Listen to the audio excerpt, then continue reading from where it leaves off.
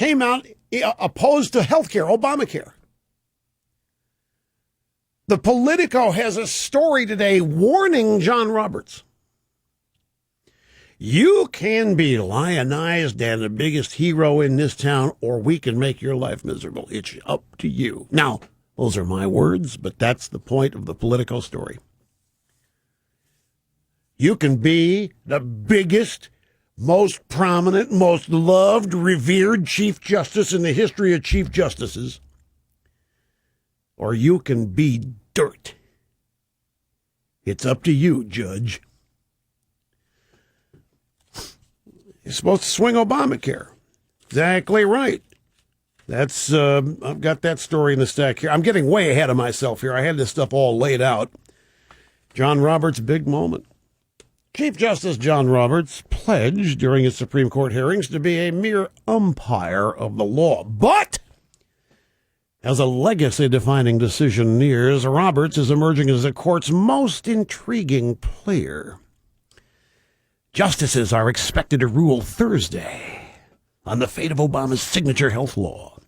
While much of the early attention focused on Anthony Kennedy, many court watchers predict that Roberts will be the architect of the ruling.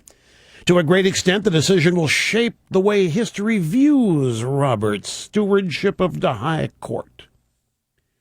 The Chief Justice may not hold a key vote to what the court does, but he could be in a position to dictate how the court does it.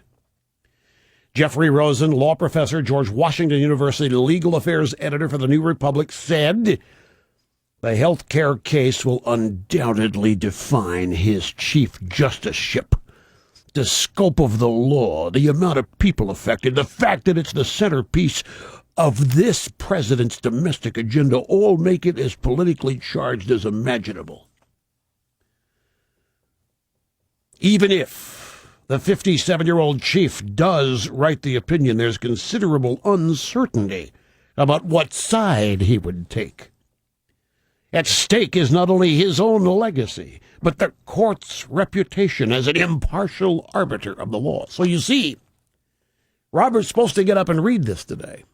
And if he votes to strip the mandate, the whole thing unconstitutional or whatever, he's no longer an impartial arbiter of the law, and his legacy is mud. Would he uphold the individual mandate and the law on a 6-3 vote, joining with Kennedy and the liberals for a ruling that crosses ideological and political boundaries? Folks, I am so damn sick. You know, there hasn't been a single story. I checked this. Not a single story, not one reference to the possibility that one of the 4 liberals might vote in some other way. But there are reams and reams of paper and published data about the conservative justice and which one of them will grow and be mature and do the right thing. And it always brings me back to this notion that we hear constantly there must be compromise, and we must cross the aisle and work with one another. There's not one thought even given to the fact that a liberal judge might side with America. There's not one story, not one reference to one of the liberal judges going against his or her ideology. Now, during the oral arguments, there was some shock and dismay over some of the questions that were asked by Sotomayor. But I'm talking about stories like this. You don't see a story like this that's written for Roberts about Ginsburg or Breyer or what's that little Kagan. You don't see any stories like this about the liberal judges, only the so-called conservative judges. And they're always framed in this silly notion that a judge is only decent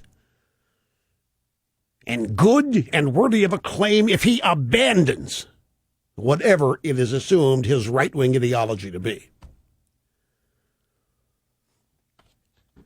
All of this is predictable. It's just the Politico, not the Washington Post style section, but still, it's predictable.